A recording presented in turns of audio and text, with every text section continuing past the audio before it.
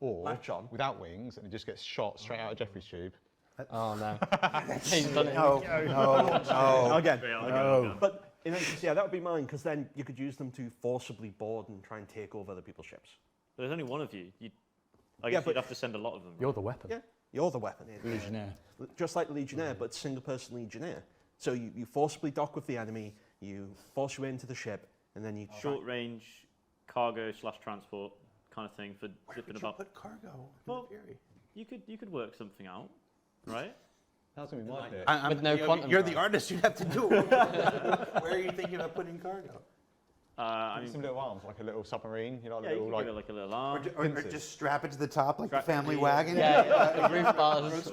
Oh, can't put it on the top because that'll block the fuel port. People transport. Take the guns off the wings and strap on some drop seats. No way. I did see that Reddit post that you can actually You get fit two two people in the cockpit. Oh God. You get one person to sit That is like the number one reason I was like, I do not want to put a room volume on this thing. Yeah. But I know that I have to. Somebody is going to just crouch in here. Yeah. Salvage. Yeah, definitely. Salvage Fury? Yeah, Oh, you yeah, can, like, definitely. kinda like That'd be drones. well cool. You change the top two guns for like salvage arms, and then the bottom two could like, instead of having like, we have like the two size 1 missiles on the inside, you could put like, that's where it gets stored or whatever. And it But just where would creates you put the material? It would be mounted on the inside, so then you just nip out real quick, mine it, and then drop back to your reclaimer or whatever, and then like throw them. Not like a chain of saddlebags Yeah. you know, trailing behind you as you're flying? The idea is that like you deploy so many of them that by the time you'd filled up, the other 20 you had with you would have already got it. You're like locusts flying through. I don't know, everyone's told them the good ones. I go boring and go racing. I promise but nobody's think- taking the good ones. Yeah, like going racing though, I think it just needs to like just have one massive engine on the back of it and some really little wings. So it's just So like, a racing basically like a variant. rocket. A racing variant. Yeah, like a rocket. How'd you get to the power plant? You just don't worry about it. You got a pit crew for that. Yeah. Well, no, we can use the Gion Tech, right? So it can be like a little like floaty ball thing on some arms behind it, and it's like a really massive, great big engine that comes down and lifts up and. They're all Hit one. This is how we do it. Oh, we're doing it live. Okay. Melee version. 4 big spikes. So out of these suggested ideas, I don't think there's going to be a melee version. I don't think there is going to be a submersible. I clipped out of here, but it was mentioned. I do think it is plausible that you would have an assault variant that's like a Legionnaire mini, but with a single person on board, as was pointed out in the discussion here. The idea of PvP is a little difficult. However, it does bring up an interesting concept of if there's 3 or 4 of these things spread out across a ship, breaching all at the same time, communicating on in-game comms, like through VoIP or through Discords or something else in a third-party app, being able to just go 3, 2, 1, breach, and all 4 of them can breach at the same moment, it brings up some interesting concepts. It also brings up another interesting point of if we will be able to, from the inside of the ship, be able to rapidly identify incoming breaching ships. So if it's parked on the side, do you have to look at it via a turret or a window? Or can you just F4 and then look around? Or is that disabled during the breaching mechanism? And if it's not, then the attackers are literally just stuck there, basically. You're just going to wait for them to breach the wall and then that. Unless there's some other mechanism, like when they use their breaching charges, like the Legionnaire they mentioned during the Q&A for the Legionnaire. The breaching charges are not limited to that vessel. Is it some sort of disabling of that area? You know, it sucks the oxygen out of the area, knocking over the defenders or something. So the defenders are encouraged to basically stay out of the room it's in, et cetera, et cetera, et cetera. Is that a possibility? But at any rate, forcing the defenders to split up to handle multiple breached locations is actually quite interesting. It's a shame it's not a 2-seater ship, because that would be much more interesting to me for that capacity. But it is what it is. I think the personnel carrier is kind of silly. The idea of having 4 seats on it. I mean, it does have the ROCDS mentality. There is precedent for a vehicle that has a seat attached to the side of its vehicle. However, I am not quite fond of that, especially because those 4 people would be very exposed. I would even question if they're covered by the shielding, by SDF shielding. And basically, I just see the Argo Personnel as a better option. Both don't have a QT drive, but the Argo Personnel has an entire pod it can store people in safely, and it can rapidly drop that pod into whatever location you need it at. Additionally, the Argo Cargo has a spare seat inside the cargo bay. Not even counting if you squeeze somebody in there and just hope they'd bounce around a little bit and don't get hurt too much. But they do actually have a drop seat inside the Argo Cargo. So you have the full escape pod on the personnel, you have the single seat on the cargo, and don't forget you can interchange those pods. You can pick those pods up eventually in game, and you will be able to detach those pods in the future. And we're starting to see the precedent here in 3.19 into 3.19.1 of having different size cargo capacities of significant size. It is only a matter of time before we will have personnel pods as part of that gameplay as well. And those personnel pods will have seats. So I don't really see too much of a value in having some Wile E. Coyote thing that holds 4 people. But hey, it is what it is. The Dragonfly is a good example of that, where you have 2 exposed personnel on board the vehicle. One can shoot, one can fly. It is what it is. I think some of these are a little outlandish. Another highlight of this group is the salvage idea. And finally wrapping this up, the cargo ideas. So I'm going to combine the two because I feel like the concept would be better suited to have 2 utility mounts on the highs, and then on the lows have basically a pair of mule forks or very low grade tractor beams. More on that later in this discussion, by the way, that are designed to carry objects. And that would assist with mining, salvage, and cargo hauling operations. That would be much more interesting to me to have a single variant that could slip into different modes, so to speak, and would cost a little bit more than traditional Furies, but not by much, or then it basically edges itself out into different use cases of other ships, other vehicles, combinations of vehicles, and then you end up with this whole discussion of, is the hydrogen that's being consumed by the Fury more practical than having a pair of mules do the job, or a mule do the job, and or the tier 2 tractor beam hand tool do the job for cargo, for example, or the tier 2 hand tool of the salvage? Just how much value does this Fury bring to the table? I do like the idea of having the pilot who's handling these jobs not exposed. I think the Fury MX's enclosure that gives you a little extra protection would be very useful for salvage and for being around mining operations. I'm not saying do the mining itself by itself, at least. And going back to the one point that was brought up of having like a swarm of locusts, as it was described, for the salvage would be quite effective at also mining. And we've seen the tradition of mining in the latest patch kind of rolling out into this idea of supporting multiple ships, multiple turrets across multiple ships even, all attacking the same larger object. I love giving players opportunity. I love players having options. And I don't think it would break the game to have this idea of 15 players breaking out Furies across 2 whole seas, or some other, multiple Hercs or something, or, having a base at a Liberator and then multiple other smaller ships that are helping support the war effort, so to speak, a Starfarer and this ad hoc fleet, and then a pile of Furies just rotating in and out of those locations, dropping goods off, and then say a couple smaller haulers swinging by and tractoring in the stuff, like a pair of C1s comes to mind, or something like that in the future. So I if I can throw that together in just a couple minutes in my mind, I think that these developers should spend more time looking at a utility variant of the Fury. I don't think a racing variant of the Fury is really necessary. I think the combat-equipped ones do the job just fine, unless the combat-equipped ones are nerfed pretty heavily in the Master Mode's upcoming changes. However, they're brand new. I should assume that they're going to meet Yogi and the crew's beliefs of what they should look like coming into Master Modes as a newer ship, designed from the ground up in the most modern pipeline. But if they do get the nerf bat pretty heavily on their maneuverability, then maybe I'm racing variants in the cards. But I see a utility variant that is able to swap between, and players would have to go buy the parts to do it.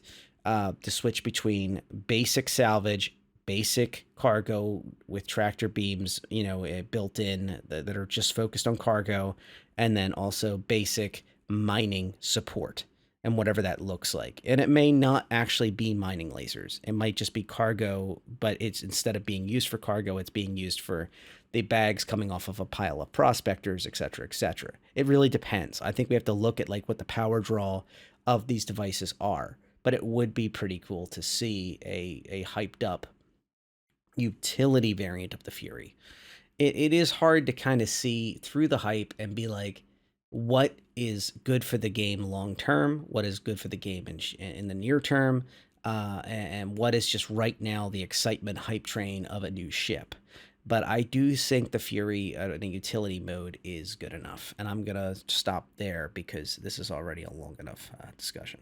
The last year or so, we've been really sort of improving and just making the pipeline work better.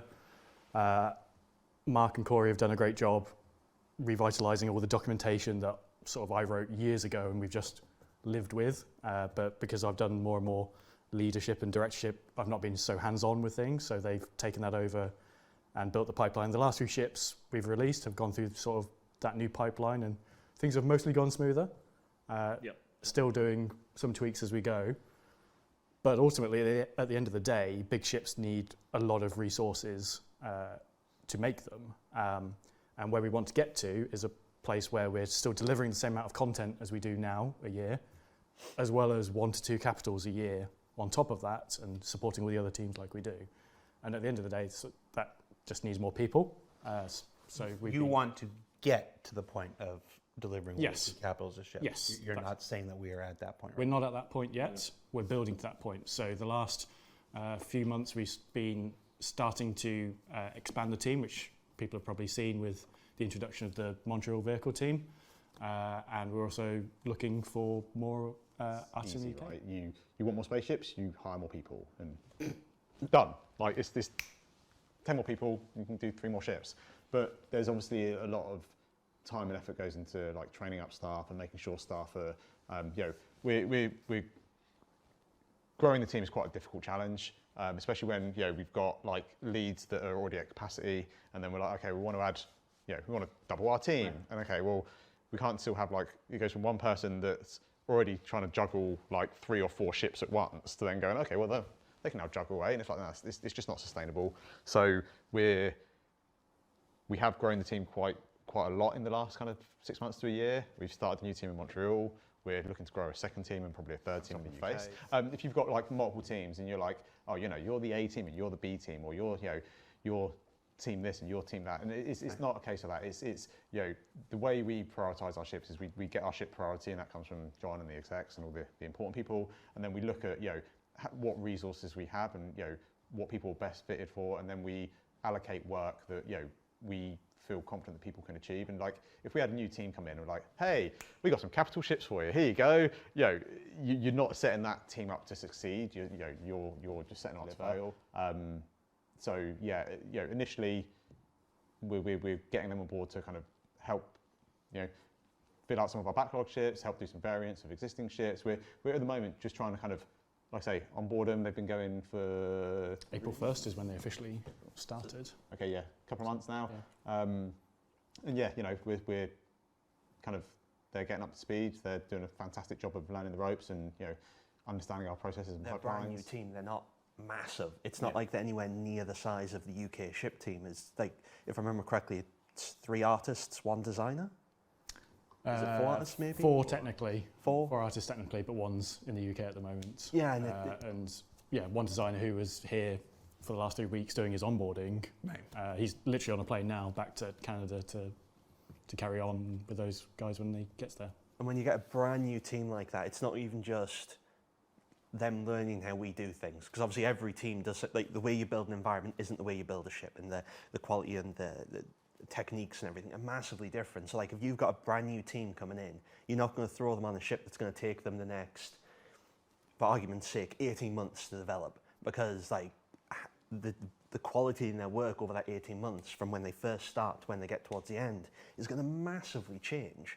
with the larger ships, you need people who are more experienced, who are already embedded within the pipeline, because otherwise you can have such an inconsistent experience across the actual ship. It's just, yeah, and also, you know, the ships, small ships can be complicated, big ships complicated. It's all, you know, fairly complicated stuff. But like I say, when you get to a capital ship, there's a lot of Interior unknowns concepts there. for capital ships are generally like key art and some fairly like vague interior spaces. So like the production team has to do a lot more of the exploration. Whereas if you have a smaller ship, you know, generally the interior concept's a lot stronger because there's just fewer things to work on, right? You get a lot more detail, a lot more to work from. So yeah, I'd say like definitely you have, coming into production, you have sort of fewer things to figure out on small. We want to try and build them in a way that makes it easier to then do the other capital ships of that same manufacturer. Keep going. No, do the other ships of that exact same manufacturer. So like, once we do one RSI, we want to set ourselves up so that we can roll into the others a lot easier. So instead of having to reinvent the wheel every time, we have stuff as a foundation to just move it forward quicker. I understand the argument is we hired just a couple months ago 4 new artists and we're trying to get designers in, and we lost one of our top lead artists to Starfield. They didn't say that, but that's what they meant. For concept art at least. But I can't, I'm just going to get the elephant out of the room here, and I'm not going to beat this up a little too much, but Squadron 42 has a majority of the developers and artists and all the teams focused on it. The PU gaining just a few new faces is not enough, honestly, to start sorting out the backlog. But I am going to get off that hill because I am biased. I do believe that it should be 50-50 PU and Squadron 42 development teams. And that would massively change the experience in the PU within the span of a year or two. But okay, so so now that I have that out of my system, I'm gonna just fairly judge exactly what they said. Cap ships are being delayed because new teams have to be spun up, and the way the philosophy at CIG is, and this makes a lot of sense, that new staff members in particular should not start with a cap ship. They should start being part of a team working on a smaller ship. And one of the things noted is that there can be a smaller team developing a small ship. There was a joke about some of the staff talking about the Fury. I believe it's later in this very video that basically it sounded like one person designed it. It sounded like one person, but only a couple people worked on that ship continuously. Other people pitched in little bits and pieces as needed, and it got done. On a cap ship, on the other hand, there is a lot of hands in that mechanism, and some hands you would never even think of. John Crew himself brought up during the Kraken rollout. The first Kraken, the vanilla Kraken, was rolled out for concept during a CitizenCon a few years back now.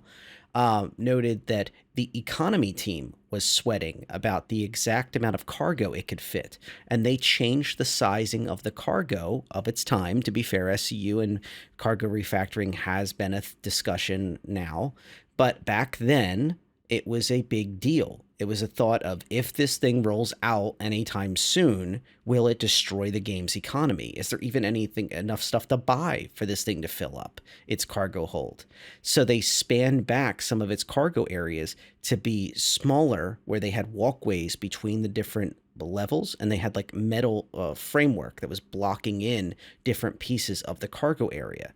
And you can quote me on that. Go back to the Vanilla Kraken video from CitizenCon back then and watch it, and you will see exactly what I said. Now, on the flip side of that, there are some things that are just not surprising. You need concept artists. You need vehicle artists. You need people that actually develop and create the objects. You need animation teams. You need lighting passes to be done. These are all things that every single ship requires. And the modern pipeline has done a good job, I would argue, of implementing those things. My previous video that very few people watched was a first look at the RSI links. I think they did a fantastic job on the lighting. And a lot of those lighting technologies, including the very controls, I recognize that they are an object that was also used in the 400i. The 400i has an excellent lighting setup, and it's a 2-story ship compared to a small vehicle. For VIPs, it only has 4 seats.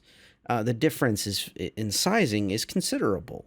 You could, well, I wish you could, but you could almost fit the RSI links if it didn't have the turret on top at that moment, and if it's squeezed enough underneath those landing gears, almost into a 400i. Probably be not wide enough. But the point stands that the ship is so much larger than the vehicle, and there are 2 different classes of things: a medium class ship versus a vehicle. However, we are still dealing with these common traits that must be addressed.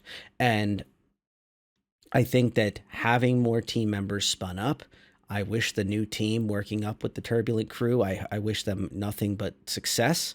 I think some of the redacted ships that they will not say what they are for these younger teams to kind of sink their teeth into.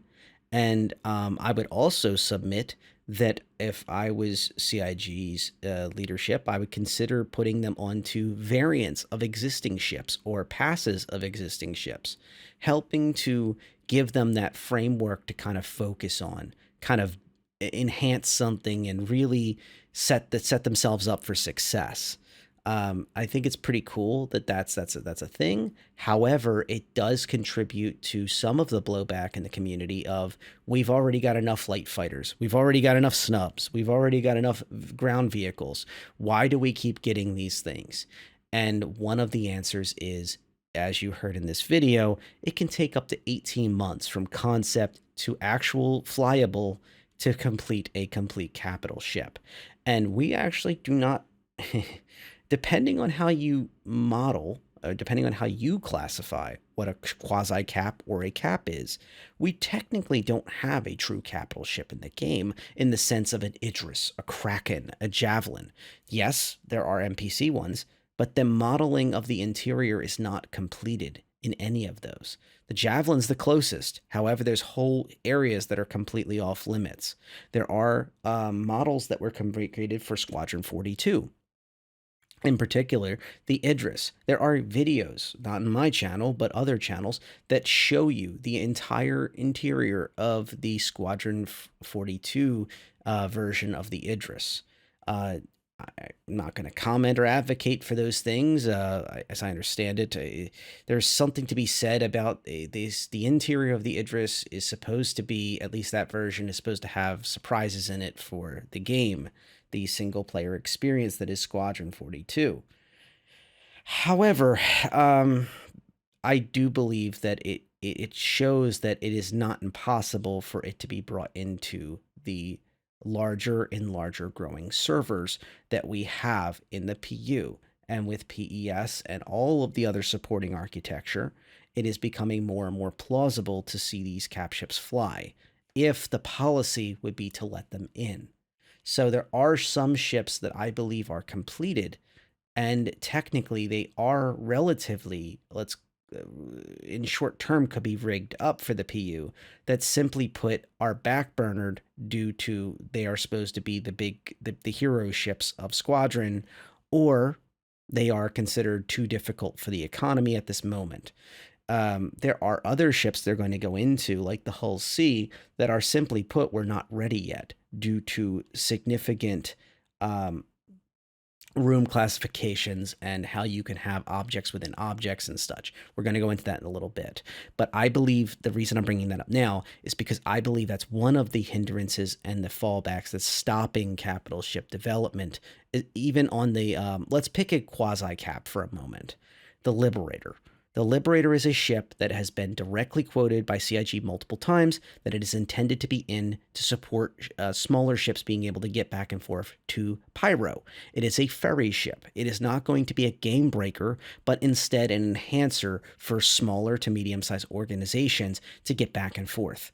It's also going to empower players in new ways, and it's not the most insanely overpriced ship for what it does. It offers you some of the capital capacities without it basically changing the entire server into those who have it get to do things that other people can't. Once again, because it's cheaper, more people will have them, and ideally it'll be cheaper, hopefully relatively affordable for an organization to kind of donate together and then pick one up to buy it in game eventually. Because within a couple patches, it will be buyable in game after it's released if it follows the tradition of every other ship. Hopefully, that will be the case. And then all of a sudden, this will be a moot point whether if you can afford to buy one or not. And once again, if you have one or two in your time zone in your org, you're good to go. But anyway, the Liberator is an example of a ship that needs to be in game ASAP to show the commitment to Pyro, to show that commitment to capital class gameplay, and let orgs start getting a taste of how to operate carrier decks, for example. No, it doesn't have full pad services, but it does have those 3 landing locations and even smaller areas to squeeze stuff into, like we've joked about, we've suggested, like Furies and ground vehicles and all sorts of other exciting stuff shoved underneath on that first floor, and then still have cargo and still have fuel and still have all this fun stuff. Very exciting stuff. That ship may be being held back due to PDSs. So without having these defense systems that are automated, designed to stop torpedoes, that the vehicle crew has cited as one of the worries that they have of a fully loaded Liberator just basically getting popped by a Retaliator or two just taking a sucker punch at it with their size 9 torps.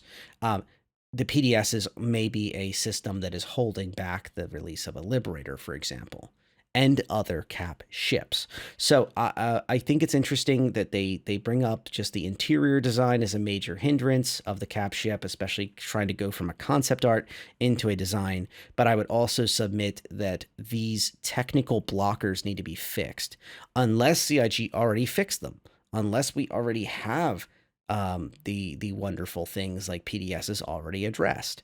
The medical systems from the 890 jump, can they be copy and pasted to be larger? Basically, for the needs of a large cap ship, like the Idris comes to mind, with multiple beds that are the scale of an 890 jump. Is this something that we can talk about? And then if we really want to go in depth, we can talk about the cargo trams on the Kraken that is designed to go back and forth on the ship, or the automated retrieval system and deployment system of dragonflies out the back, or the hangar that has gantries on it designed to pick up parts of an entire small fighter, light fighters, and be able to help enhance repairs. These are type of systems that are part of the experience of the ship and will need to be there. And that's not even going into more exotic things, like the Idris has an entire firing range inside that needs to work and not work, not as in not break the ship when somebody shoots at the wall, and, the backstop has to work. Maybe it has to have automated targets that get retrieved. These are all things the brig has to have locking doors that actually lock appropriately and have permissions assigned to them.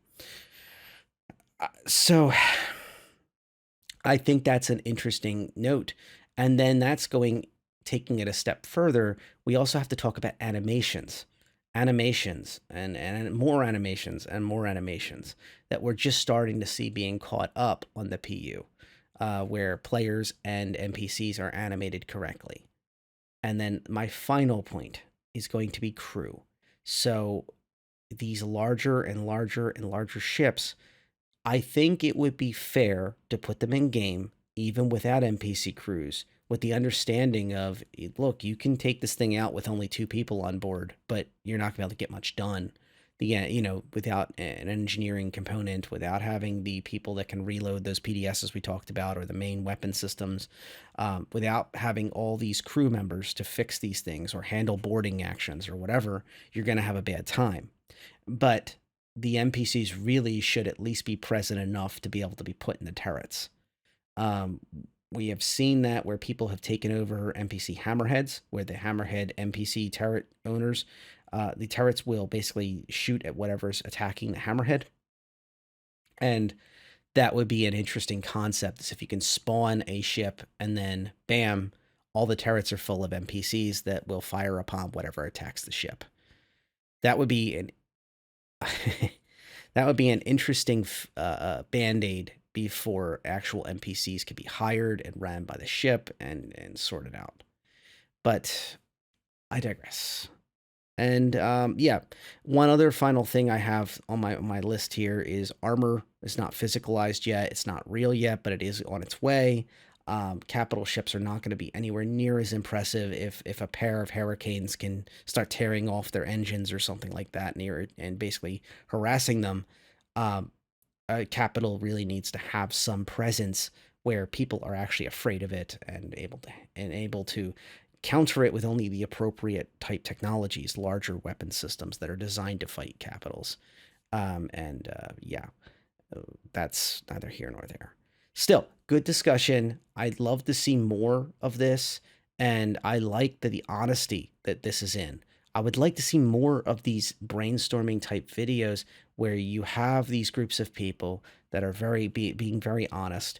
And I understand that CIG has a hard time keeping all these people together in the same place, bringing them all to London, for example, at their facility in England, and really going to town on it. I would love to see more footage, even if they had to basically remote in, and where it's still live, and basically they can all, all the teams from across the world could weigh in and keep these discussions going. Maybe, dare I say it, once every 2 months or something like that, and we could really see some of that, because this is a wonderful peek behind the curtain that's really nice. And I hope that this gives some hope to people that have their cap ships maybe newly picked up or in the past, like the old heads like me, that basically see these ships and are really getting tired of the loaners. It would be nice to see more and more of our actual ships get in, and orgs being able to kind of rally around those ships. With the development of the Hull C, we've pretty much figured out the last hurdle. And in fact, Chris is responsible for the test that I got him to do for it, where we can have object containers, which is the interior collection of assets, loaded as an item, loaded onto the ship, because that's how the rear of the Hull C is attached to the ship and moves with it. What had stopped us technically going any further with this was items inside those object containers couldn't talk to the vehicle it was connected to. Right. So the example of the Retaliator, the torpedo droppy arms, they're actually part of the exterior of the ship currently, because that's the only way they can work. So if we allowed you to swap the modules, no matter what module you had, there'd be a pair of torpedo arms dangling through the middle of it. Technically, there's nothing stopping us doing modularity now. That was the last big hurdle for it. There's nothing technically stopping us from doing it, but there's also priorities and might be things, logistics. building a team. Nothing technically. As part of the Hull C development, modularity was found to be fixed. They had found that there was this room within a room concept where they could not squeeze together the ships. They thought they had technical blockers. They have overcome those technical blockers. This is good to hear, and not just for the Hull C release, but also for many of our favorite ships. And just like I talked about in the Capital discussion just before this, that is a major step forward. It's nice to see development on the Hull C. I think there's more discussion on that later in this video. And modularity in general is very good, especially for, so many different ships now. I'm thinking of the Galaxies class of ships with all the different modules you can throw in. I think of all the way back at the Bucks, the Battlefield upgrade kits on the Vanguard series, which John Crew himself did not like. And it's nice to see an about face directly from the man who did not like modularity, discussing how there's no limitations on modularity. And he even, I would read as in at least neutral or positive towards that capability, now that it is not a technical issue that must be continued to be overcome. The Hull C is going to be their test bed for modularity capabilities, and we will see what they mean by that, and what modularity will bring to us. my guess is basically different cargo configurations on those panels, and then also some of the other interesting little things of the whole series for smuggling and some other neat things. But in general, modularity is very good. Another ship that they directly mention they're testing on is the Retaliator.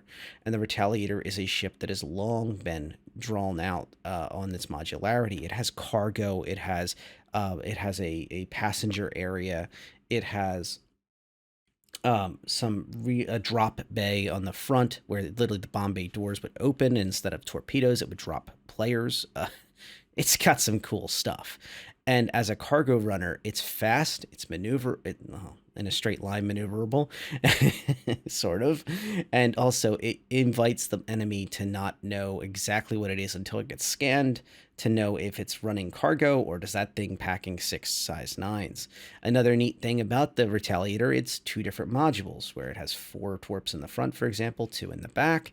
And on the base unit or on the bomber unit, you can change those. So you could really have the possibility of having 2 size 9s still sit in the back while you're still hauling cargo, or having drop bays on the front, drop pod on the front, cargo, the module. And that's a pretty cool combination of different things you can do with such a ship. It's only so large, but I do think that they would certainly bring an interesting day to the game. One side note, though, is that many people have upgraded to the Retaliator base from smaller ships. Myself included gave that advice because it's a 150 USD or so, maybe a little higher now, a ship. And it gives you access to the Retaliator bomber as a loaner.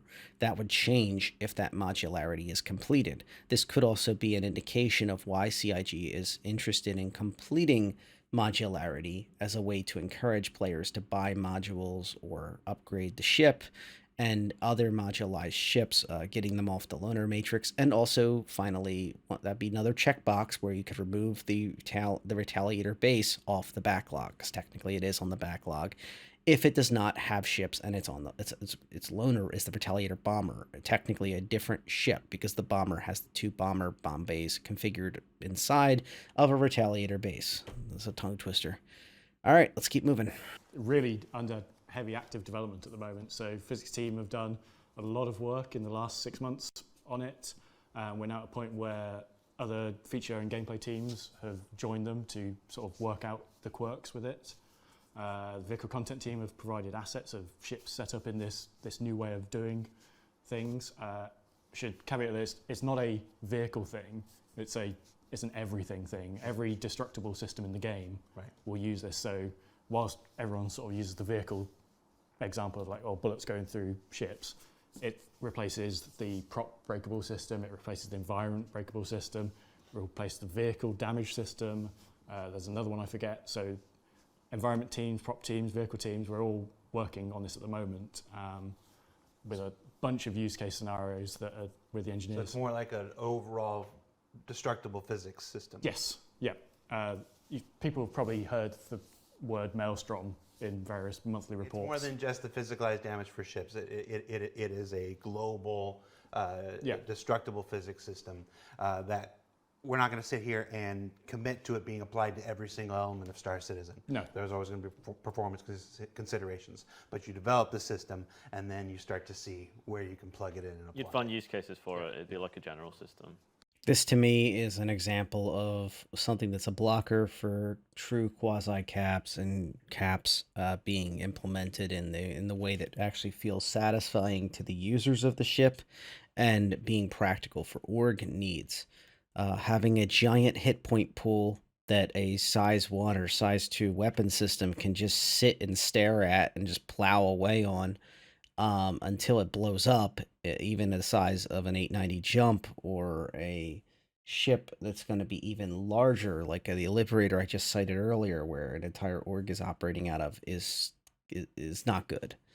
And on a deeper note, I think that physicalized damage is critical in the sense of we, as an organization, as a community, we look at the ability to have these items on board and the ship itself feel like it's real because the impacts of things are real.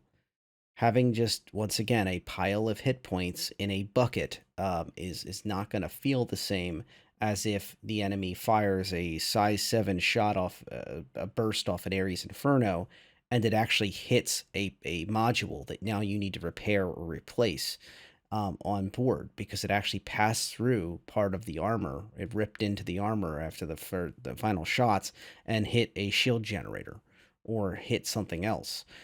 It will matter. I think of the intensity of the combat in the show The Expanse, and I wish I could show clips. Boy, I wish I could show clips. I think fair use, I can like get away with like 6 seconds or something. That's just worth it. But I think of the really cool combat that was it's in multiple of those episodes, where the Rocinante rolls through and it has to fight, and you literally see the rounds passing through the ship.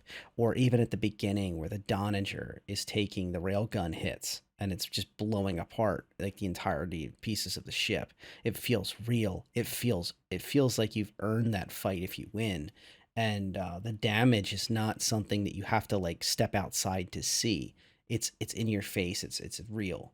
And ships that have more density to them and are more protected, like larger ships and ships that are designed to be more defensive, should reward you for that, where you don't feel as much of it until it's finally over, one way or the other.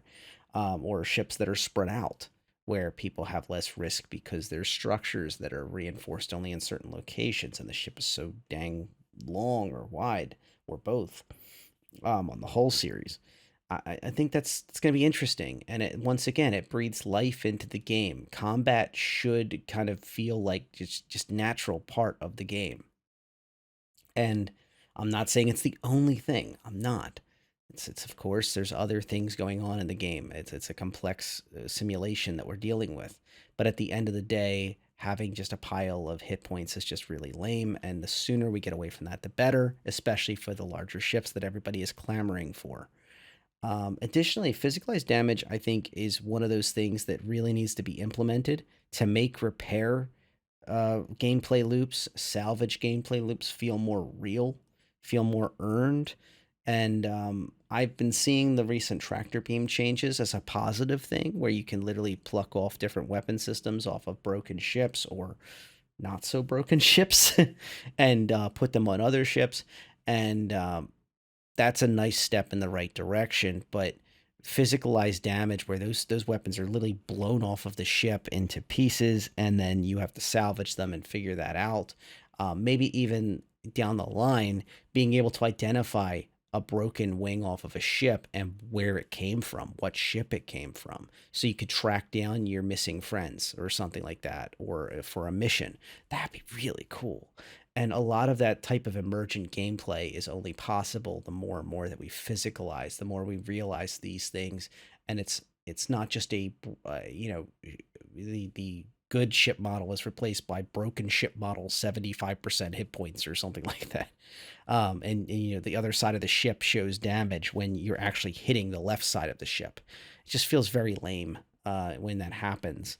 You forgive it now, but in the completed game in a few years, it's going to feel, I think, not ideal. So it's good to see that work is getting done now, while we're still in the alpha, and continuing, I think, that stride. They really can't let up. They need to keep pushing until we have real armor, until we have real physicalized inventory to each module, weapon system, etc., and really interesting things. Another thing about another gameplay loop that we don't talk about that often is damage control. And damage control is going to become more and more critical, especially on the larger and larger you get with a ship, where entire zones are not going to have oxygen. They're going to be on fire or something that needs to be vented out or dealt with in other ways. And that's going to be very exciting, exposed to the hard vacuum of space versus not. And then we, of course, go to the elephant in the room, and that is breaching, where the ships like the Legionnaire, possibly even the Prowler in the future, and any ad hoc ships, and even that silly Fury variant, dare I say it, may in the future be topics of discussion. and of course just EVA'd ships, players with breaching charges and such. That's all going to need to have physicalized damage to realize those things, unless they're just going to go to defined hit point locations of the door on the side, the docking door on the side of this carrack. We're going to go up to it, we're going to blow it, and then we're just going to go inside. Or the top of the reclaimer, you know, we're going to blow the door there. It would be much better once, of course, you can pick and choose many more locations to give both the attackers and defenders fair play, where the attackers get to choose where to enter, and the defenders get to take care of business whichever way they choose to fight. And once again, both sides get to play that cat and mouse game, and that makes it more exciting, that makes it more interesting, that makes the game more dynamic. Weapon sizes instead of component sizes, whereas EUPU have done their development on it. They've decided they want to go in the direction of component sizing rather than weapon sizing. So some of the size numbers will have changed, but how much they lift is consistent for how much we've always wanted it to lift. So, for example, instead of going all the way up to I think the biggest one we ever said was size 6 or size 5 or something. The biggest one now will be the size 3. We might do size 4 if we ever do something for a very niche situation. But the SRV is the SRV 3 now. Is a 3, but that 3 is able to move ships. But size 2s can do 32 SU containers. I can't remember how much size 1s and 0s do, but we've just reformatted it as the systems start formalized a lot more. But yep, on the ships, we've got an implemented version of it working currently. As far as the vehicle content team is concerned, we've done a pass on the artwork to ships that were supposed to feature a tractor beam. We've now added kind of supporting geometry for them and made sure that it actually works, basically. Yeah. Yes, that's the Caterpillar. Caterpillar. Yep. Caterpillar's got Nomad, 2. Cutlass, 315P. I feel like there's one more. I feel like there's one more. Was it? Connie Taurus. Yeah. On its, We didn't lower really turret. do anything for that one though, but it was kind of a freebie, right, for now. But we want to For now. probably at some But point. with the we've done turrets. proper geometry integration for the ones where there just wasn't any, because there wasn't any on the Cutlass, there wasn't any on the 315, there wasn't any on the Nomad, so there's proper integration for them now. There was stuff kind of hinting it, but it wasn't. It's It probably wasn't legit, so to speak. Yeah. It wasn't actually a utility mount with a actual. yeah, so they're now proper vehicle turrets, so you tractor on can swap to the view and use Yep. them and move boxes and things. Well, you heard it here first. The SRV is a size 3 tractor beam, and honestly, it opens the door to many who have the SRV of should I hang on to it or not. If there's another ship that has a size 3 tractor beam, well, it can move ships just like the SRV, right? Not so fast. The SRV has a unique trait that it was promised to have, where basically if a ship turns its shields off and then it's manipulated by the SRV's tractor beam, it can be pulled into quantum with the SRV. Now, we don't know if that's going to consume a tremendous amount of quantum fuel, etc., etc. I would imagine it's got to take more load to do that in the future, at least, maybe not initially. But when the ship is in, it's ideally suited to move other ships around. It's like the space tow truck to be able to take ships to go get repaired, or take a salvage vessel to go get salvaged somewhere else. And it brings up interesting topics. More in the weeds here, and ships that are already in game, it does enable the 315P to become a very interesting ship. I've always been a proponent of the 325A and the 315P, its sister ships, that are really interesting to me for different reasons. 325A is a very fun, combat-oriented ship that still has a bed, hygiene, has coffee maker, if you add the 1 USD customization to it. It's a shame it really should just come with that. But it's a really cool all-arounder ship that has some combat chops. Is it the greatest ship ever at combat? No, but it's not meant to be. The 350R is another unique ship. The racing variant, it's like a third of the entire ship is an engine system for its main thrusters. Should that ship, and it does sacrifice, doesn't have the coffee maker, for example, but it does have a restroom, it does have a basic bed.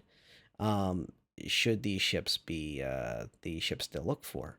The 315P, though, has that utility mount for the tractor beam, And what surprised me hearing here was that that utility mount was not real. It was a legacy, I would call it, position where it's understood it would be a tractor beam of a smaller size, not like a size 3 that can move another ship, but a ship class tractor beam nonetheless on a rather small ship that can fit a few SCU. And it has, once again, bed hygiene and some forms of hydration and such if you customize it the right way. It's kind of a really interesting ship to work out in the fringes of space and use that tractor beam to good effect directly from a pilot seat on a single seated ship. Now, taking this a step further, the utility turrets on like the Taurus, for example, that are perfectly suited to operate on the sides of moons or on asteroids, like doing outpost work and salvage type work out in the fields of the fields in the verse, being able to suck up things onto the ship. And technically, you don't have to physically land the entire ship. A 2-person team could easily operate that ship extremely effectively, manipulating the turret to suck up things and then put them onto the main elevator that's going to be used as for your cargo or for vehicles. And they're dancing around it. I would love to know exactly what the sizes of these different tractor beams are on these different ships. For example, if the Taurus has a size 2 and that can move small vehicles around, that would be a massive boon to that ship. The same reasons I just described, where you might not trust somebody completely having access to your ship, but you're floating, say, 20 feet off the ground, and you suddenly can just tractor beam that ROC to deliver it as part of your contract to that NPC or to that player, and then just keep driving and fly away. That would be a really interesting delivery, van style, sprinter van style ship. And it brings up these interesting play styles. The Cat having a working tractor beam is basically changes it from a really interesting cargo hauling ship that happens to have some serious weapon package on board to a ship that can coordinate smaller vessels and suck them in if they get damaged, etc., and carry them off back to the pirate base or to the search and rescue base, or to be fair, it's a great org ship to wherever your org is staging out of, whatever the nearest station is. And once again, I'm going to beat this dead horse. Places like Pyro are going to make these utility mounts so much more valuable. It also opens the door to the C1. The Spirit C1 requires that tractor beam on the back to be able to move the cargo in and out. And as you hear here, CIG team, multiple of them noted that the ability to be able to jump into the view of the cargo tractor beam, like a turret-minded or remote turret in some cases, and be able to move cargo around quickly at will is going to become very important, especially with the way we've refactored cargo. We're getting more and more cargo that is going to be real, where basically you will have to make a choice where you can have the cargo unloaded, but there's going to be a countdown timer. It's going to be considerable the larger the ship gets.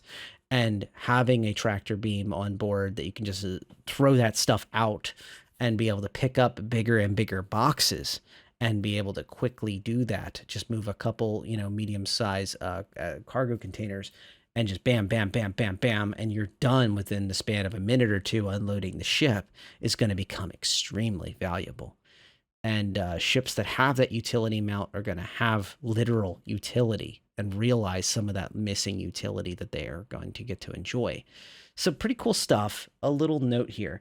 And this is one of those tidbits that, like, if you miss this, you'll go and you'll think, hey, you post up something like, hey, last I heard that's a size 6 or 7 tractor beam on that ship. And then somebody will post up it without a source and be like, no, it's a size 3 on the SRV. And it's the largest of them and the size 3s. And with no other explanation, no source. And then you have to go do the legwork yourself, dig through videos like this, through like the CIG video, like the Star Citizen Live, and hope you run into it. So that's kind of one of the more annoying things of these little things.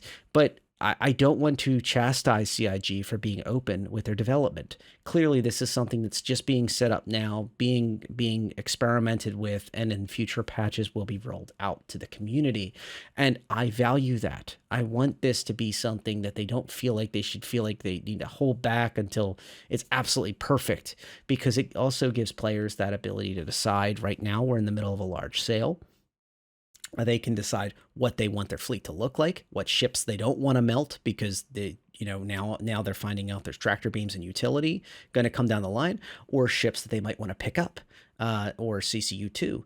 So they have themselves set up perfectly for those situations. And once again, keeping that constant march towards Pyro, keeping that constant march. It will happen. It will be a surprise at some point, and you will regret not having utility. You will regret not having ships that can move other ships to that location. You will regret, and not you, let me rephrase that, your org, your group of friends, whatever group you roll with, you just make sure you have some of these capacities built in. It doesn't mean you all need it, and one, you can buy it in game. Nobody said absolutely make that a point, but just have a plan. At least have the deal of worst case scenario. There could be a complete wipe, once a year or something like that, and then just say, look, if worst case scenario, even if we have a wipe, we'll all get together. We'll plan a couple weekend warrior events, and we'll literally just bang through enough contracts and enough things. Mining wise or whatever necessary to get the cash back together to get these specific ships, because we're finding that they work the best, or we're not liking how they're working.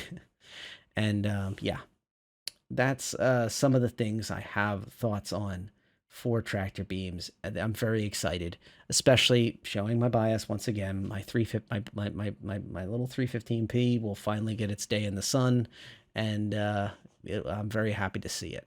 I'm also, once again, very happy to see the Cat. I'm happy to see the Cutlass, another heavy utility ship, gaining its tractor beam. All awesome. Very, very awesome. And one step closer to the SRV. More weird and wonderful ships in the game with heavy utility. I love it. We're working on the cockpit at the moment, bring it up to modern standards, because it's a bit old-fashioned, I guess is one way to say. It's not really got MFDs to the right metrics anymore. Right. Doing it for Squadron first, and then it'll work its way into the P when we're happy with what we need to do for Squadron. I kept this in because I think this question is a great disclaimer wraparound from the beginning of this video, where I talked about how I wish it was 50-50 Squadron and 50-50 PU, basically, for developers, because a vast majority of the development work and concept teams and everybody else is dedicated towards the march towards Squadron 42 Part 1 being released. And I wanted to add this in, that this is a fair argument, that a lot of the work that goes into Squadron eventually makes its way into the PU. However, what I've found in the past, and I continue to find, is that it seems to take a very long time to trickle down to the PU. So I don't expect to see the Retaliator Gold Standard very soon. However, it does not have the Idris or Kraken effect, where the ship has been developed for Squadron. It is set up or hung for Squadron, so to speak. Like its sets are set up to look a certain way for the game and for different scenes and such. Where in the PU, obviously, we just want a working ship. The Retaliator should not have that issue, at least in the sense of it's much smaller. It is not a ship that's a hero ship of the game, even though it is in Squadron. It is not a ship that, like, you live on, you operate in, and I'm guessing is the set for many different scenes that happen in the game, where the tally is more just in the background, or even the players operating it, or part of the crew of one, for a mission or something like that. So because this is me speculating, but with all that, to be fair. But anyway, I think that some of the stuff that's done for Squadron that is not, a major plot points of Squadron should not suffer as much. But I just want to stress that the gold standard stuff is nice to see. It's being worked on. but I would not expect it tomorrow. Let's put it that way. It's wanted, but it's going to require changes to the exterior, the physical arms and everything, which are very complicated mechanisms. So it's a big time investment. So it's something that's going to get done, but it's when we can find resources to actually do it. Because, like you said, with the ramp up, every time we try and expand the team, we're losing resources to actually train the new people that are coming in. There's certainly a lot of room for improvement with the Reclaimer. Like the rear cargo lift and everything needs the whole rear section of everyone's favourite multi-stage elevator. Wait, did you say Starfare or Reclaimer? Reclaimer. Okay, so Starfare is perfect. Starfare is not perfect. The Starfare is having its insides pulled out and redone completely. Two crowd favorites, the Reclaimer and the Starfarer / Starg, of course, are being constantly worked on, I would argue. The Reclaimer is currently on ice, though, so it won't have docking for a while, and also the whole back clearly has been indicated that the ship teams would like to take a look at it and really get into that elevator system / access area in the back that also access the processing, like the area basically the items go into. I would strongly suspect that it's going to be a much bigger version of what the Vulture has, where the stuff kind of plops out into the cargo area, obviously not where you have to constantly get out of the dang driver's seat, pilot seat just to do that. As for the Starfarer, it was originally designed as an FPS map. It literally said that. So it's nice to see it being redone into a usable ship. I think that there is a happy medium between making it a set piece for maybe Squadron or whatever reason they made it an FPS map, and also making it a usable ship that has practical, logical followings where you can move around, grab your suit when needed. You can get to the refueling areas easily from the bridge, and also the cargo area. I would love to see more utility there where you can get in and out quickly and effectively without losing those jump seats that are in the cargo area. Maybe a bigger door too that could fit the snubs. So that'd be nice. So the Polaris is I'd say it's more in pre-production. Like, we are spending time investigating it at the moment. As we've already kind of hinted on, when it comes to doing our capital ships, we want to make sure that we're tackling them in a way that allows us to scale up to not just do one capital ship, and we can tick off a few more from the lineup. It is like literally the last couple of weeks we've been looking at it, breaking down the concept, breaking down what is involved with actually delivering it.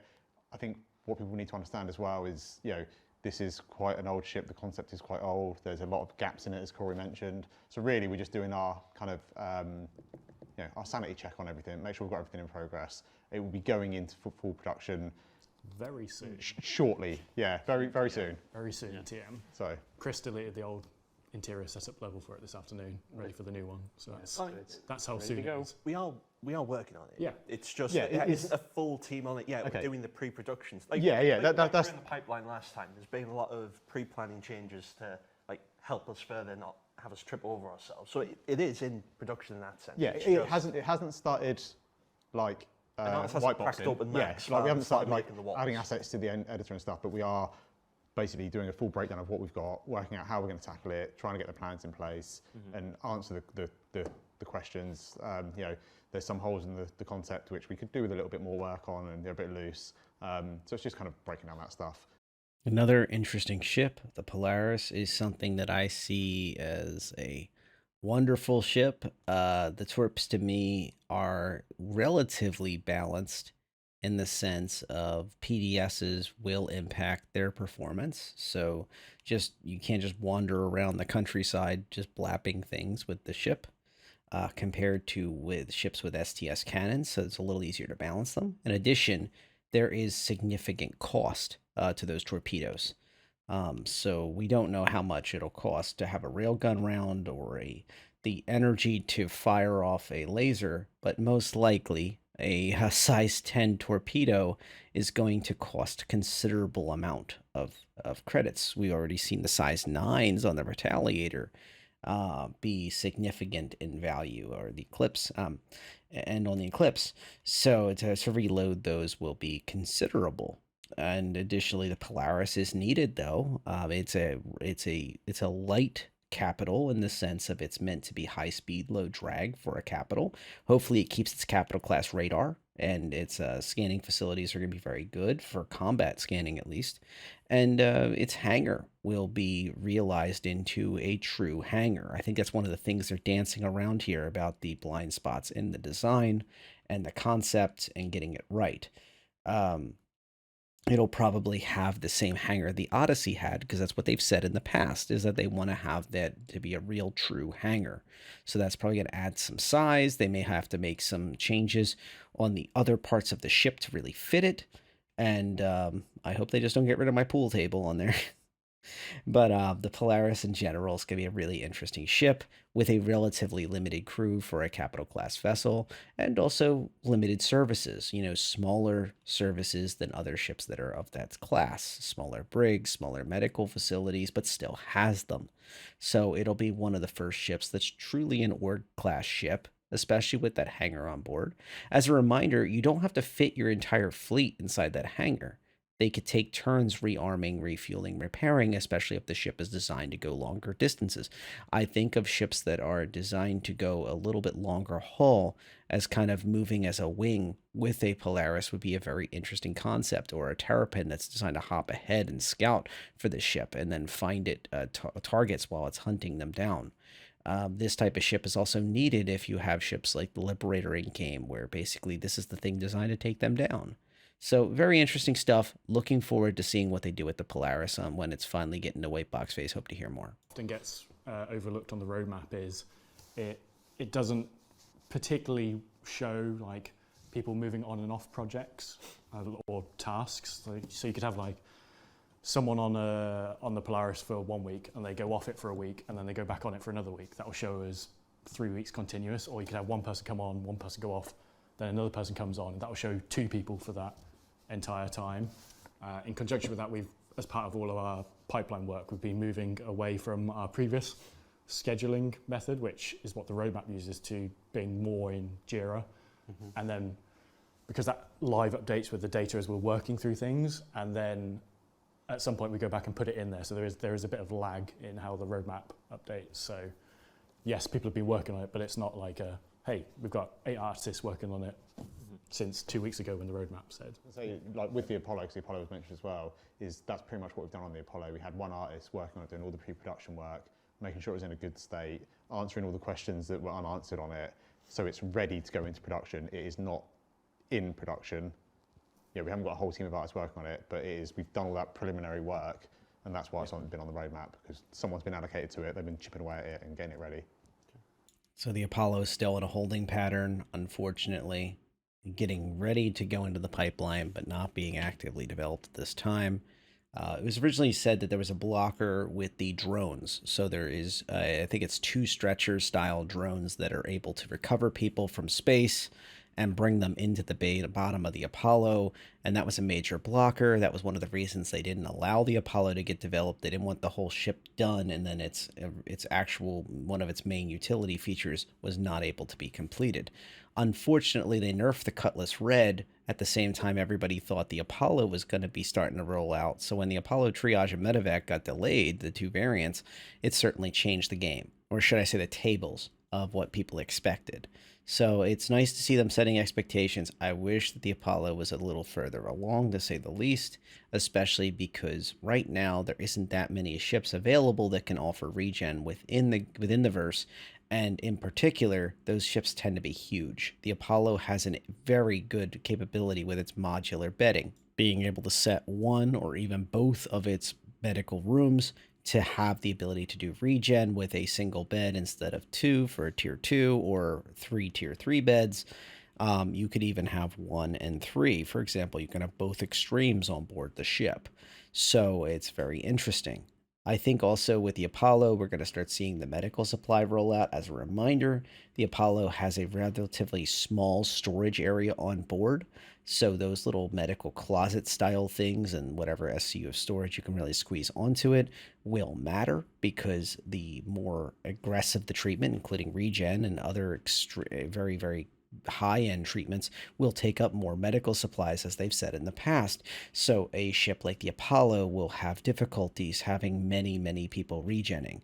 Additionally, if you were around for the Vandal Masks Snarling Vandal Masks adventures with the Cuddy Red, you basically have a situation where people are spawning on top of each other into those beds, and even with 2 beds on the Cuddy Red that were allowing regen, you could actually get a little hurt bouncing around off each other, and there was a lot of other little headaches. With the new situation where you have basically you wake up in a hospital gown. Additionally, for orgs that have Apollos, they will have to strewn the ground with flight suits, like cheap Odyssey flight suits and helmets, and people will have to grab weapons, Odyssey flight suits, and helmets, and get back in the fight, or whatever the case may be, and that's going to take up even more storage. So an Apollo on its own is a very interesting prospect, and I'd like to see what's going on with it. I also want to add this to the end here. Cut Jake a little bit of credit. If you know who I'm talking about, you know what I mean. Cut him a little bit of credit. You just heard here, there is a reason why things fall on and off the progress tracker. And if the teams are literally giving specific information to him, he works with what he has. So just bear that in the back of your mind. I'm not saying give him a full pass, but just keep this in the back of your mind the next time you see your favorite ship drop off the progress tracker or get pushed back or have its delivery date kind of change.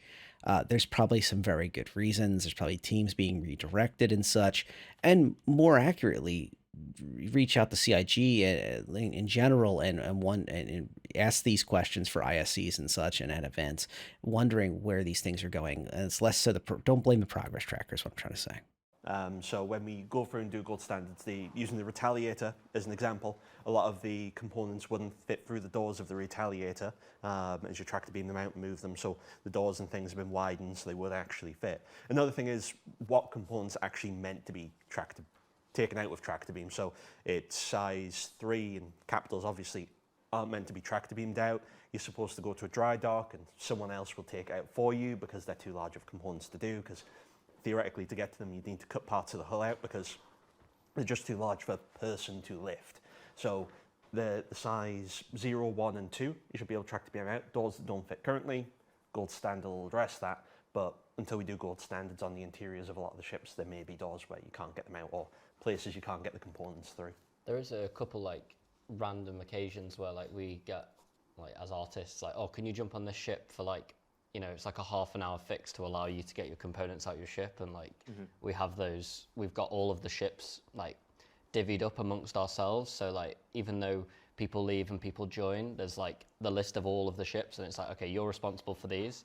So if there's a component swapping issue on like a particular ship, that like one of mine, I've forgotten which one it was, but I had to like re-move around a little bit of the room. Nothing players would really notice, but like it's just enough to make the collision a bit more comfortable to move it out. So you get occasions like that where you'll get like a random like bug come through and it's like, oh, if you've got a spare 10 minutes to do that, you quickly look at it, you're like, oh yeah, that's a really quick fix that will hopefully make your lives a lot easier. So we do try to, even though we're like, you know, I'm on this ship for X amount of time, I will disappear for like an hour or two if it saves you guys the grief, you know. Yeah. It depends on the amount of work, right? Yeah, so like, yeah. If it's like a massive overhaul, like obviously that takes none of the doors. But if I can like sneak it in, like I'll try, you know. Some of it's really quick wins, like when the ship was initially modeled or when someone created the component base, they just forgot to like cut a hole in the collision for the components. So it's literally impossible to remove it because it's like behind the collision of the exterior, for example. I think like, you know, a lot of our ships were made before we had like, there was no feature work had been done on it, so we didn't know how we were going to tackle it. So we were just making the best decisions we could at the time. Yeah. And now we know better. Yeah. So that pipeline has evolved, and some of them are super quick. Some of them are like, this door has no animation, it has no mechanics to do the animation, there's just a hole behind it, and they're the ones that take a bit more time. You know, they need a proper art pass, proper design pass. That's why they call it game development and not game construction. Yeah. Well, I mean, Vanguard's a good example, right? Had that little railing, which from that point looked nice, having that little railing as you go up the stairs. I think so, where you just cut the railing off. It's a small little thing, easier to do, but like at the time when we did it, looked good from that standpoint. No one really thought, oh, that railing's going to get in the way of the components, because it wasn't something that people actively thought about. Same with some of the component hatches that have doors that sort of clamshell open.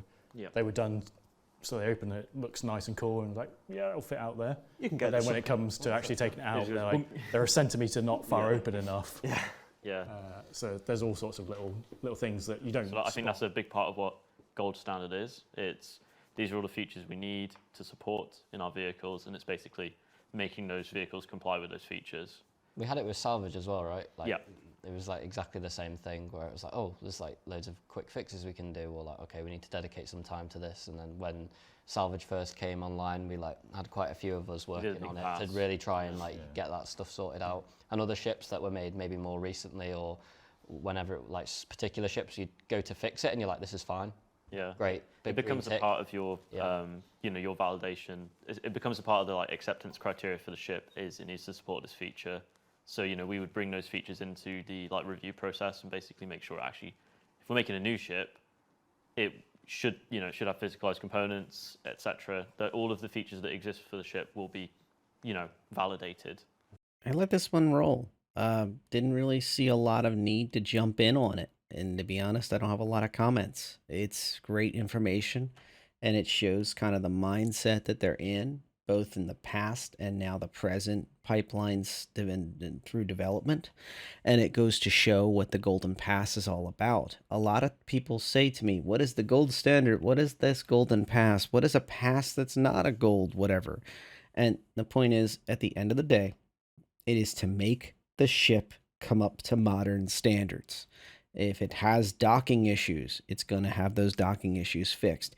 If you can't get a module through a doorway or out of a clamshell or out of a design that comes out of the wall, you will be able to. And, will NPCs be able to walk the hallway? Things like that will be addressed. And of course, the functionality of the ship in general will be looked at and addressed, and all those little fit and finish things that we come to expect from these newer ships. Also, as earlier I mentioned, something they didn't bring up is lighting passes and some other things, which I think add greatly to quality of life, and I hope to see them continue that development in these Golden Passes. But still, great information, and remember, these perspectives are from specific teams. So if we had different teams up here, some of these leads that were from other teams up here, we would certainly get some different perspectives. It'd be fun to see these get shook up a little bit like that. And that's all I got. Salvage is coming online. We know it's going to use the UV2 damage system. We've done all that for the ships already because that's what damage does when you shoot ships. So we're good.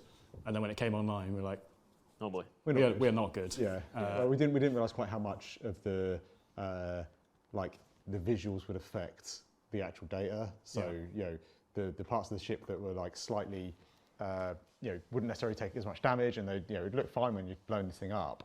But then it was meaning that you could never like 100% salvage the ship because you couldn't salvage like certain panels, and obviously it just looked a bit weird that you'd be salvaging along and it would just stop, and it's like, oh well, yeah. Or when there was stuff behind it that would make you see through, like Yeah. Or salvage like the left wing, and then like the rear right fin would just disappear, and you're like, wait, what? What's going on? 32 SU cargo containers, the size 2, so it's getting changed to a size 2, but it's just part of the refactor of the tracked beam sizes. It's still just as powerful as it was. It's just the names changed. It doesn't do any less or more than we said it was going to do originally. It's just that the numbering's changed because we're now doing component grading instead of weapon grading. Does that mean it can? I don't know if I want to ask this question. Go on, ask the question. So if you've got like a PTV that's like super small, can that be picked up by a size 2? 32 SU containers. What was set as the maximum, you'd have to ask for UPU. full of what though? Gold, That's UPU. water. It's their feature. Come on, give us the answers. So All right, I'll just go ask. Is the PTB smaller or larger than 32? Well, physically it's smaller. It's physically, Yeah, it's much. and it would weigh less. Definitely would have less mass. I feel like I'm getting someone into trouble here. So we have an interesting dilemma here. 32 SCU containers are seriously reasonably large. I think of the Raft, for example, sporting three style containers that are in that class. And they're pretty decent size. And also, I humbly say that the Raft is probably got a size 2 tractor beam, by the way, to be able to manipulate those containers when the gantry is not being the one being used. Or if it's operating in space, for example, it drops it off the gantry and then the tractor beam can push it along to a neighboring ship or offer on a hull D or E, for example, and then go planet side. But let's go back to this. Size 2s tractor beam is not a nerf for the C1. It also confirms the size of the C1 and also the possibility of being able to pick up vehicles. I think vehicles in general, if it can do that, this is not a confirmation. They just already explained that the teams that is handling that is a completely different team, the SCPU team. And they would have to make that final decision whether they wanted the size 2s to be able to handle that capability of picking up even something as small as a PTV. Also, on ships without shields, vehicles without shields, in general, tractor beams are not able to pick up vehicles when their shields are engaged. So you have to turn off the shields and then you can move it. Well, in the case of a vehicle like the PTV that does not have shields, I'd be curious if they would have to disengage the systems on board. So when you hop into PTV, you click engage systems, it fires up the engine, it turns on the little screens, it makes noise. Well, maybe you probably have to turn all that off in order to move it with a tractor beam, or maybe not. So I want to take this moment to remind you that utility-based equipment is not necessarily benign. It can be used in combat. It can be used for good or bad purposes. It's more about the team using it to do different things. That should not stop CIG from having these things used for combat logistics and for regular logistics, but it is a consideration of fairness and for griefing, avoidance, and other things. Probably the vehicle would have to be shut off, would be the most common sense way to deal with any risk of tractor beams being used to harass other players, too much or too easily without any type of repercussions. Because how are you going to take down a whole ship on foot? These guys who know it inside and out to tell me. So I was informed today, because the Carrack's one of the ships I look after. It's like, oh, Dan, if you get time, you can put the blast shields on the Carrack, and I was like, oh, and you're going to say it on live as well. Now I'm going to get bombarded on Twitter until it's done. So you've confirmed it. Yeah, so if you find Dan on Twitter, on Spectrum, if you can dig out his email address, feel free. No, don't. I will try for you guys, but yeah, it's just a case of time and Dan doesn't dictate his own priorities. Yeah, so when we talk about when you jump on for it kind of comes back to the salvage stuff or the tractor beaming of components. If I look at it and I go, oh, that's a quick fix, it'll be a quick thing. But if I look at it and I'm like, that is not a quick thing, I need to ask for some time because it will affect my other work, then it becomes we did say that you could have a look at it and see how much work it is, and if the file's already been set up, all the animation data's there, it's all ready to go, and it's just a case of we just need to export it and do it, then cool. But if it's going to take you away from the current vehicle you're on for a week or two, then... When the Carrack was developed, we did prove out... It's nice to fix bugs as a treat. It's just there's more to it. It's that needs doing. We win. made sure it would work, but that's okay. All right. It's nice to see the energy that Dan and some of the newer members bring to the teams. It does show that there are limitations where there is multiple people that would be involved with something that rolls out like this, and like was pointed out by the leads, that it would not just be a 5-minute fix, so to speak. But still, it's really good to see the energy they bring to the teams and the different perspective. It will be nice to see this for the Carrack. It's certainly something from the early days that I think a lot of players want to see, not just for RP, but for practical reasons as well, and give us some versatility to the Carrack, especially for those long adventures where you might face some unfriendly skies. Definitely plans to have those different types, grades, sort of like performance windows for different items. And they have a pretty comprehensive engineer slash tuner slash repairer gameplay proposal that they're working on as part of some of the other features they're doing. So it's sort of tuning items is part of that role. So it's definitely planned. Sometimes how somebody summarizes something, even when it's not their work, but it's something they're affiliated with, tells you a lot.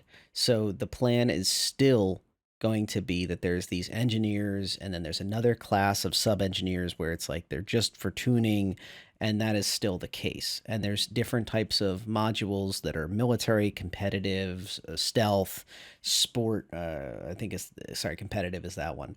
But and civilian, industrial, all that stuff is still in. and the tuning is still part of that aspect. And the idea is that the engineer is kind of a different class than a tuner class, but you can jump back and forth, my understanding.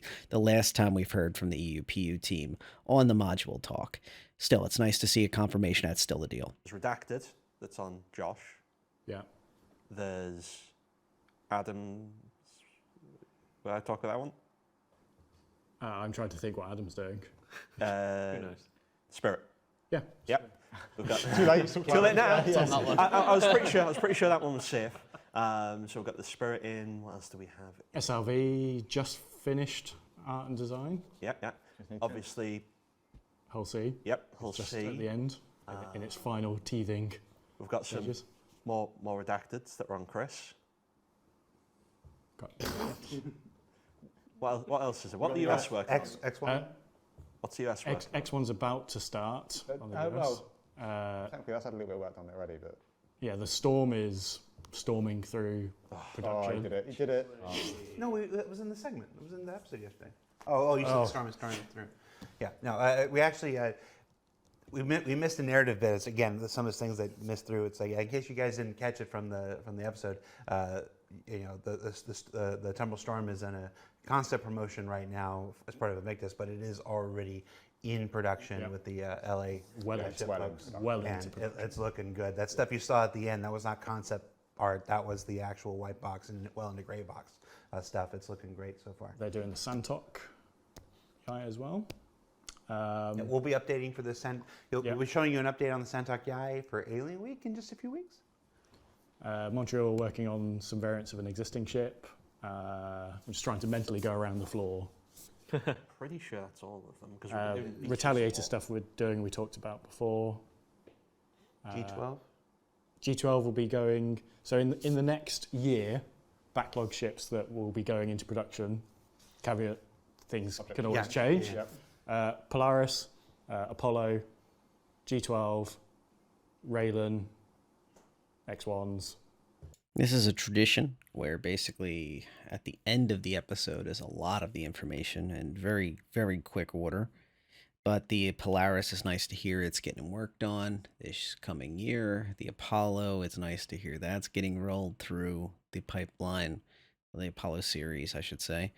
The G12s are nice to have as well. One of Mason's favorites. Shout out to you, Mason. Hope you're doing well.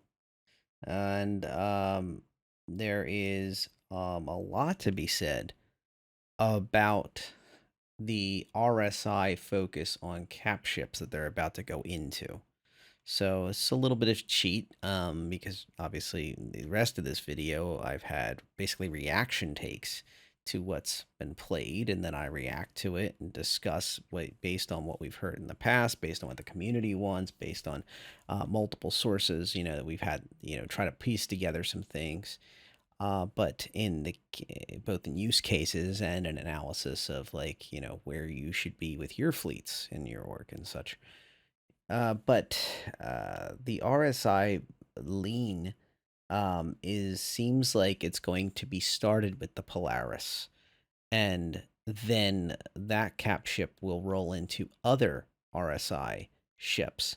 So it is very plausible that we'll see a Perseus and other things like that coming down the pipeline eventually as well.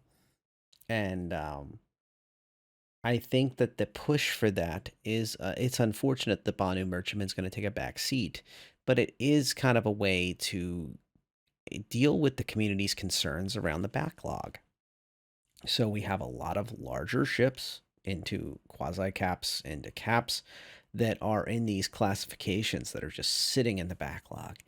And there is a fair argument coming up where they explain that the Banu Merchantman is basically only one ship, and they have a limited data set from the Defender, which, by the way, is a beautiful ship, one of my favorite ships in the game. And I can't wait to see what the Banu Merchantman will look like eventually, too. I have one sitting in my hangar. But I am willing to let it wait to see all these ships hopefully come out of the backlog in very short order. That's my hope to see. With the limited resources that the CIG is willing to commit to the PU teams, it would be refreshing to see all these ships suddenly show up. So I just think that's interesting. I think this is going to be the year of the RSI caps because they said so. And for the larger RSI vessels and medium class vessels too, technically, it's the Apollo. But in general, it's going to be the year of the RSI to a certain extent. There's, of course, some interesting ships. They mentioned the Santoki Eye. They mentioned quite a few ships. But and also dancing around, they said a variant of an existing ship that's probably going to be on the smaller order if it's that brand new team coming out. Which I mentioned in the beginning of this video is something that I would not be shocked if that's what they're doing with some of the early teams. If they don't have a brand new concept to throw at them that's small enough, throwing a small variant or of a small or a medium class ship together is actually a little easier to tackle as a brand new team because you have a legacy proven ship. Especially if it was a newer release ship, I would suggest, and then be able to put a variant together, and then bam, it's out the door. And they start building their confidence in the system. You start seeing how the teams work together, and yeah, it's pretty exciting though. Still, a lot of information to unpack here, and let's keep it rolling. Let's go into the RSI stuff just after.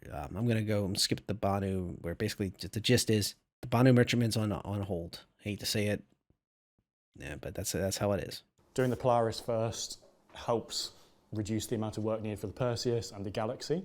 Mm-hmm. So those three will likely be like a chain of dependencies from each other. Kind of shared assets. Yeah, there's a lot of shared assets between them. Obviously, the exteriors are quite different, but you do an RSI hall kit or corridor kit, floor kit, doors, beds. Yeah, it all gets reused across them, maybe with some slight material differences. So there are a few things that were problematic with the BMM. Firstly, everything is unique. Everything. So it's not like we do one corridor kit. It can't be modular. Yeah, it can't be modular. It has to be unique. Yeah. Nothing on the ship can be modular. Every corridor, every room. Everything's unique. So the amount of time investment. I mean, there's some chairs, but even then some of the chairs we couldn't reuse because of the shaping of the rooms. So like molded something. Yeah. Right. There's so like lots of bespoke everything. geometry. It was. So yeah, we had a lot of people on there. We had some unfortunate people leaving, which they've been here quite a while, so we'd lost a lot of sort of that team knowledge and part of rebuilding the team. Obviously, effectively, again, like we said, you don't get new staff members go, hey, welcome to the Banu Merchantman. Here's a completely bespoke thing that does not follow any of our existing art guidelines. Yeah. And all the time we would have put into that would be just for that ship. Mm-hmm. We get no reuse from it. So yes, we will do it again, but personally, I think the time is better spent on other capital ships to get people up to speed, and then we can start putting people back on it. Yeah, there's definitely a lot of love within the team for the Merchantman. I think it's except for the picture Mark took of it. Yeah, apart from Mark's the FOV on that. I'm never going to hear the end of that, am I? No. Okay. But yeah, I think there's a lot of excitement there for it. It's just making sure that, again, like we said, that the team's set up to succeed with it, and we can actually deliver it to the standards that we expect. So there you have it. Once again, as a BMM owner myself, it's sad to hear, but at the same time, I understand where they're coming from. I just hope that the sacrifice is worth it. I hope to see many ships hatched from this Polaris rolling into the Percy and also into the Galaxy and into the Apollo, technically on a smaller scale. So I hope to see all these ships kind of roll together, and I'm perfectly fine with that snowball effect, honestly. This that kind of concludes this video. This video was a massive undertaking for me. Just understand it takes a lot of time to put these together. I had a crash happen of my stuff, and that was a interesting moment of the 2-day experience putting this together. So please. By the way, the auto save caught most of my work. I only had to redo a couple audio bits and go back through the clippings a few paces back. So it probably set me back about an hour worth of editing. But anyway, so if you got this far, please don't forget to subscribe. And I thank you so much to my long-term subscribers. Like I've always said, and this isn't just lip service. I make these as much for you as I enjoy making them for myself. My goal currently is to get to 1,000 subscribers, and then I'll stop talking all about the dang subscriptions for a long time. As a reminder, if you somehow don't know this already, they cost nothing, and it's just a matter of when you click the subscribe button, YouTube figures out what you're not going to get bombarded from all the videos I create. From what I understand, literally, like if you don't like lore, it won't even send you the lore videos. The algorithm is actually pretty good about that kind of thing, and it will provide videos that you show interest in. So you don't have to go do anything else. I'm not asking you to hit the bell to get every single thing or anything. Just subscribe, please. All right, and that's all I've got. I wish you all a great end of your launch week. I hope that you got the ships you're looking to get, or you're sitting in a good position, and this is just reinforcing what you already have. And I hope you got some time in the game. It's running pretty smooth right now, both on 3.19, and I tried out 3.19.1 with a lot of the hot fixes in it. There's not too many secrets or anything like that, but the game is running pretty smooth on 3.19.1. My last video I put up, and I'll put in the cards at the end here, the Link's first look was actually the first video I have in game using my brand new video card, a 4070 Ti. So alongside my 7800 X3D, 64 gigs of RAM running at 6,000 speed, and my X670 motherboard, it's basically the best I could put together at this time. I thought a couple months ago that that the prices would come down a little bit more than they did, but they didn't. So this is my lifeboat for the next year or two, and then hopefully the 5000 series will work out a little better for me. But the 4070 Ti is working great. And the 1440p graphics I'm running everything on very high settings and all that fun stuff in Star Citizen, and it's looking great.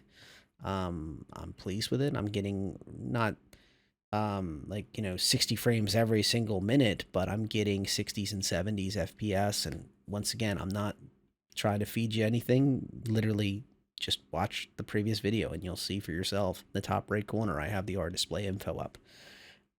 Places that are very, I could tell they're hastily put together, like Drake Defense Con. I have only seen small performance gains over my old 2080. I think that those are not CPU bottlenecked. They were only relatively GPU bottlenecked. So I only saw small gains. When you're like looking at all of the ships with all of the reflections, with all those lights, and it's clearly not heavily polished, and there's big holograms with the Defense Con logo. I've seen it drop under the 40s, I think it was. But so it does drop in those areas. But I'm starting to think that it is no longer the GPU being the bottleneck. It's the game itself in certain places that are for like events that are not going to be ongoing. They aren't really heavily polished for those reasons. And it's a worst case scenario where it's heavily lit and there's all these ships. It seems to have, no negligible effect. However, in normal actual gameplay, I am seeing good performance gains. In some places, I saw numbers in the 70s and the 80s, and I'm like, wow, I've never seen that in my whole time playing, ever, and it's quite refreshing. I don't think I'm ever going to be able to play, Counter-Strike level of 200, 300 frames a second, and I need to have special monitor, even better monitors than I have to run it or something.